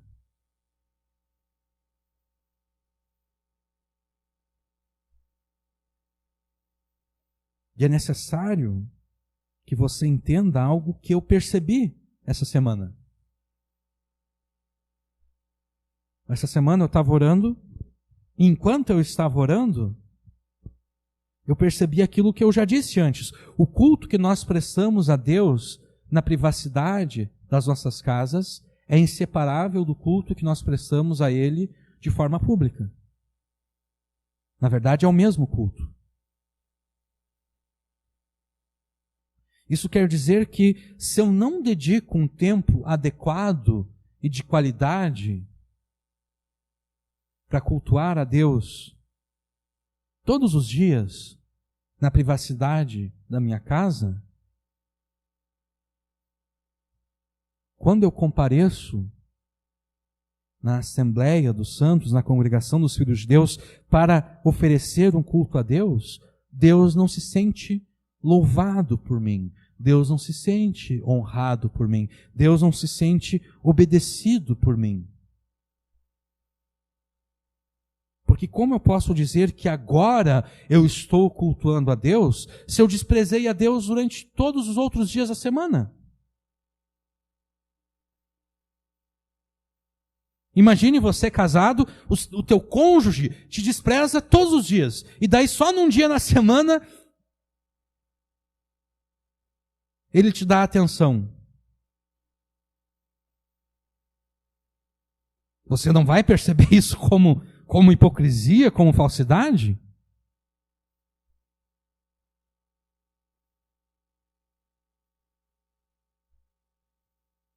Foi isso que eu percebi essa semana enquanto eu orava. Se eu não cultuo a Deus na privacidade da minha casa, se eu não dedico tempo para orar de fato, não aquela oração que a gente faz assim como por obrigação. Sabe aquela sensação que você tem que fazer a sua boa ação do dia? Então você vê aquela velhinha lá na esquina e ela está com medo de atravessar a rua por causa do movimento, então você vai lá e ajuda a velhinha a atravessar a rua, e daí você pensa, pronto, eu já fiz a minha boa ação do dia.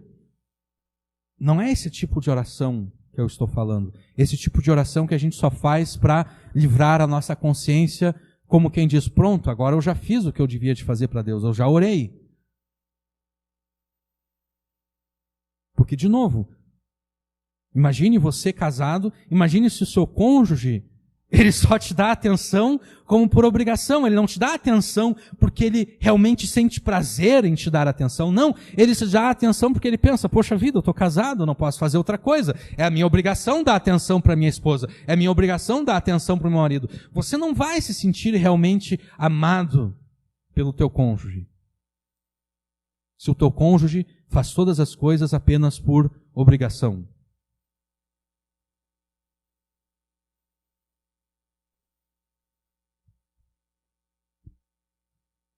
Se você não separa um tempo para cultuar a Deus na privacidade da tua casa, Deus não se sente honrado por você quando você vem à casa dele.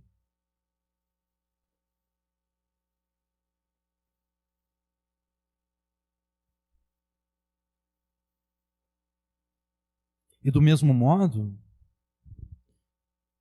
se eu digo que eu prefiro cultuar a Deus na privacidade da minha casa, mas por qualquer razão que seja, eu me recuso a me juntar à Assembleia dos Filhos de Deus, à Congregação dos Santos, Deus também não se sente louvado, nem honrado e nem obedecido por mim.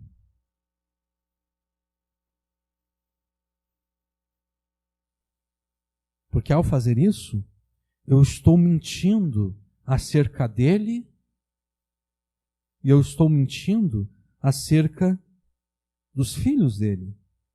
Porque Deus estruturou a igreja de tal modo que as minhas falhas e os meus erros são corrigidos pelos dons que Deus entregou a vocês.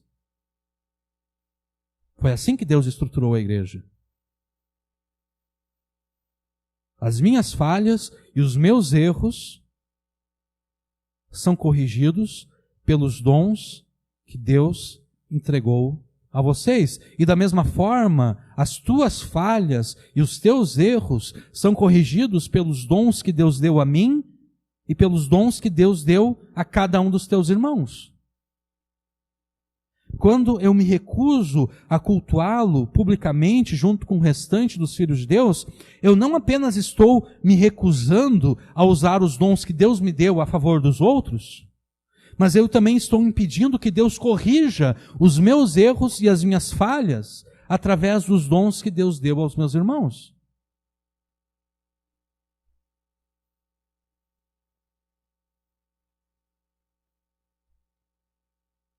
Ao contrário do que possamos pensar, não é possível viver a vida cristã de forma isolada do seu povo.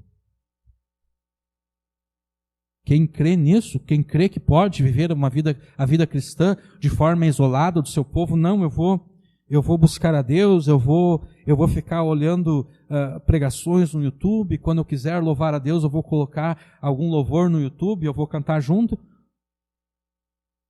Quem pensa dessa forma está sendo grandemente enganado pelo diabo e pela sua própria carne. Porque Deus não aceita isso.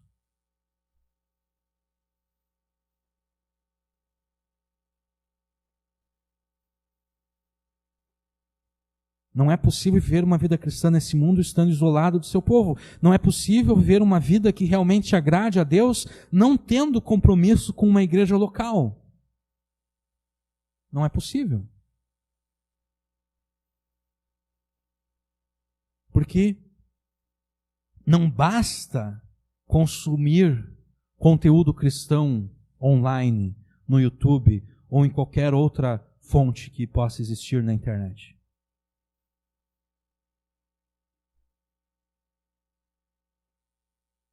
A gente pode consumir, mas não basta isso. É preciso ter comunhão com o povo de Deus em uma igreja local. Então nós devemos animar os nossos irmãos a que eles cultuem a Deus, tanto nas suas casas, quanto de forma pública. Versículos 24 e 25, porque não desprezou nem abominou a aflição do aflito, nem escondeu dele o seu rosto, antes quando ele clamou, o ouviu. O meu louvor será de ti na grande congregação, pagarei os meus votos perante os que os temem. Nós devemos incentivar e animar os nossos irmãos a cultuar a Deus de forma privada e de forma pública, como forma de gratidão a Deus pela vitória que Ele nos deu, para que juntos, nós e os demais, louvemos, adoremos e cultuemos a Deus.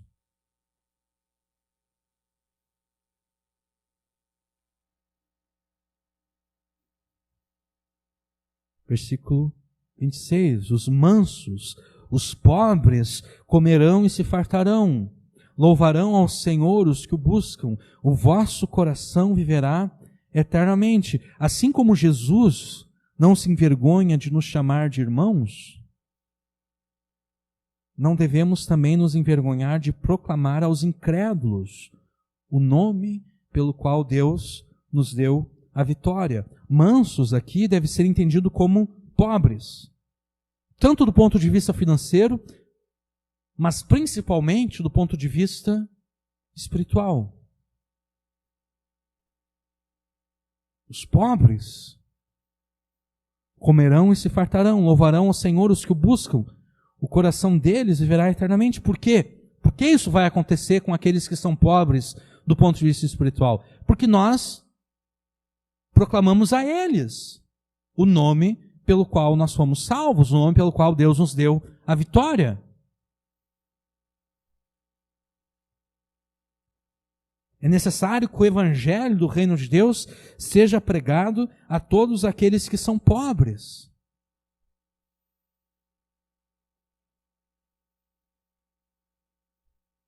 todos aqueles que são pobres do ponto de vista espiritual, para que assim como nós, eles possam comer e se fartar, para assim como nós, eles possam se alimentar de Jesus e serem satisfeitos nas suas necessidades, a ponto de eles se juntarem a nós no louvor e no culto a Deus pela vida eterna que Ele deu a nós e a eles.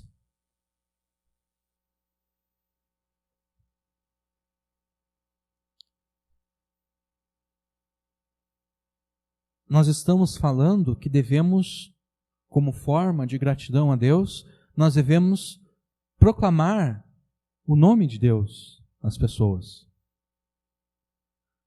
Nós não estamos dizendo aqui que devemos proclamar a Deus, aos irmãos, aos incrédulos, unicamente depois de Deus nos ter dado a vitória.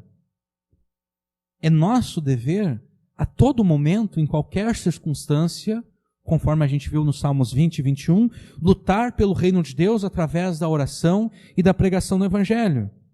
Mesmo no meio das nossas lutas pessoais, em meio às nossas aflições e angústias, nós devemos lutar pelo reino de Deus, porque a nossa vitória está na vitória de Cristo e do seu reino. Só que por causa da estrutura desse salmo, pela forma como Davi escreveu este salmo, nós estamos enfatizando que a nossa luta pelo reino de Deus não deve ser empreendida apenas quando nós estamos no meio das nossas próprias lutas.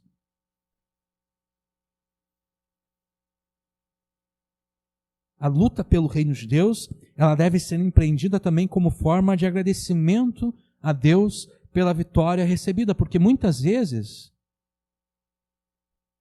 depois que nós recebemos a vitória, nós ficamos tão distraídos pela vitória que nós deixamos de lutar pelo reino de Deus. Nós até lutávamos pelo reino de Deus enquanto nós estávamos lutando as nossas próprias lutas. Mas depois de ter recebido a vitória, a gente se distrai.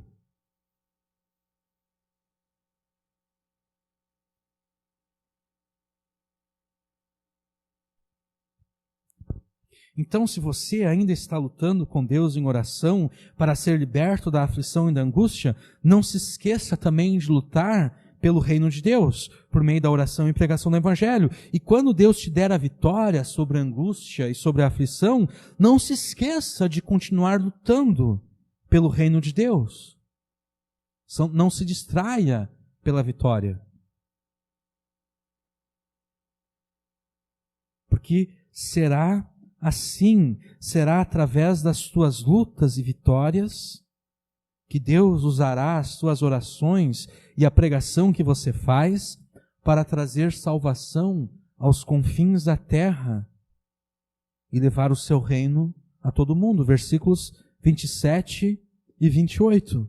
Todos os limites da terra se lembrarão e se converterão ao Senhor, e todas as famílias das nações adorarão perante a sua face, porque o reino é do Senhor e Ele domina sobre as nações. Será através das tuas lutas e será através das tuas vitórias que Deus usará as tuas orações e a pregação que você faz para trazer salvação aos confins da terra e levar o seu reino a todo mundo. Versículo 29. Todos os que na terra são gordos comerão e adorarão, e todos os que descem ao pó se prostrarão perante ele, e nenhum poderá reter viva a sua alma. Essa tradução aqui não é muito boa. Vou ler para vocês a NVI aqui. O versículo 29 do Salmo 22 na NVI. Todos os ricos da terra se banquetearão e o adorarão. Haverão de ajoelhar-se diante dele todos os que descem ao pó, cuja vida se esvai. Quer dizer, todos adorarão a Deus. Os ricos e aqueles que não têm onde cair mortos. Todos adorarão a Deus. Mas como é que todos adorarão a Deus?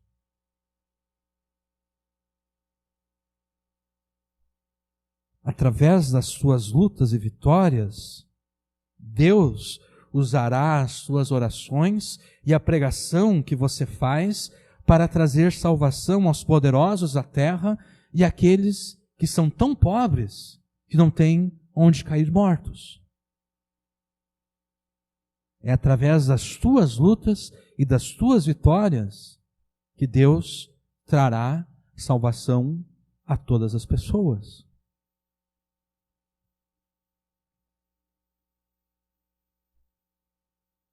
Versículos 30 e 31. Uma semente o servirá, será declarada ao Senhor a cada geração. Chegarão e anunciarão a sua justiça ao povo que nascer, porquanto ele o fez. Eu vou ler de novo aqui na NVI, os versículos 30 e 31. A posteridade o servirá, gerações futuras ouvirão falar do Senhor. E um povo que ainda não nasceu, proclamarão seus feitos de justiça, pois ele, o Senhor, agiu poderosamente. Será através das tuas lutas e vitórias que Deus usará as tuas orações e a pregação que você faz para trazer a salvação às gerações futuras, para trazer salvação a povos que ainda nem existem.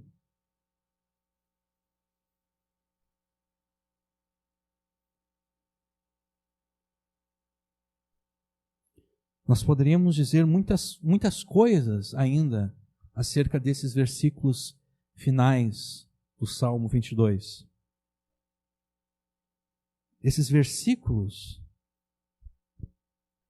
prometem que Deus responderá às nossas orações quando dissermos: Pai nosso que estás no céu, santificado seja o teu nome.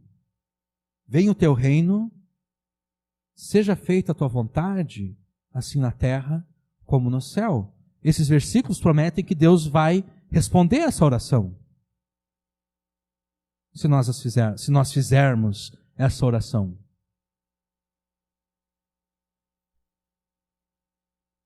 Esses versículos prometem que a grande comissão será bem sucedida.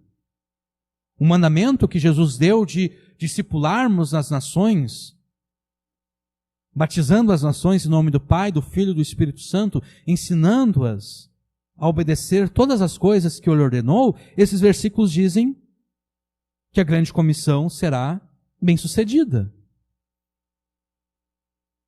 Por quê? Todos os limites da terra se lembrarão e se converterão ao Senhor. Todas as famílias das nações adorarão perante a sua face.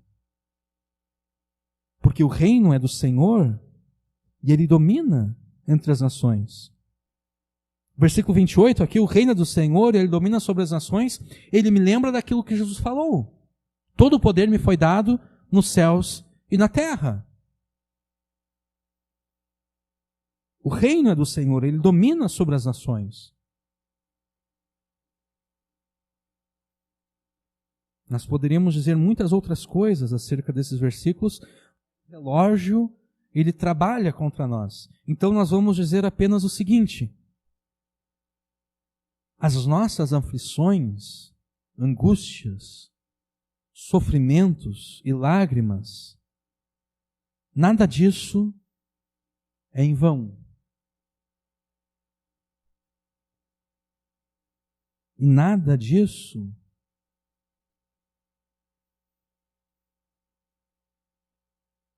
está isento de significado.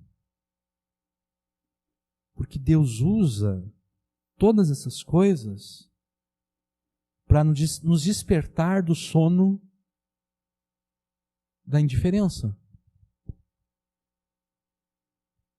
Deus usa todas essas coisas para que nós o busquemos com mais intensidade.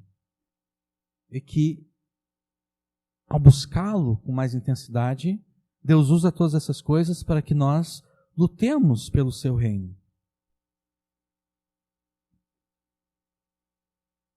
As nossas vitórias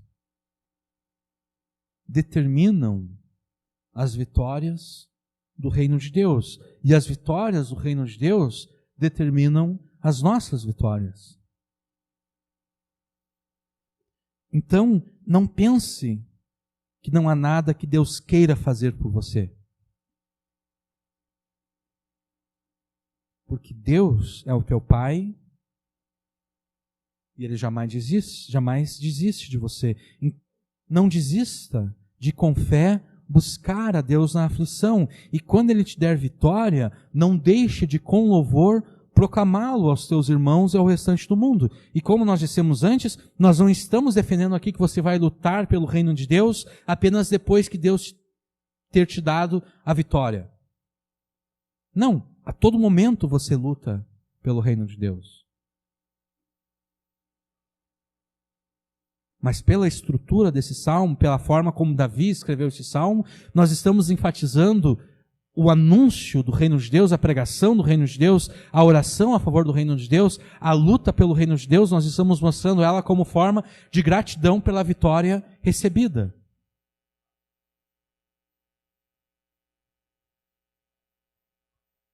Quando Deus te der a vitória, não seja mal agradecido. Não seja como aquela criança e como muitos de nós fomos, que tem que ouvir dos seus pais. Como é que se diz? Diga a Deus muito obrigado pela vitória recebida, mas que esse teu muito obrigado de fato se mostre através da tua disposição a lutar pelo reino de Deus, a não se distrair pela vitória recebida e esquecer que o reino de Deus deve chegar a todas as nações, deve chegar aos limites da terra, deve chegar a todas as famílias das nações, deve chegar àqueles que ainda nem nasceram, deve chegar a povos que ainda nem existem.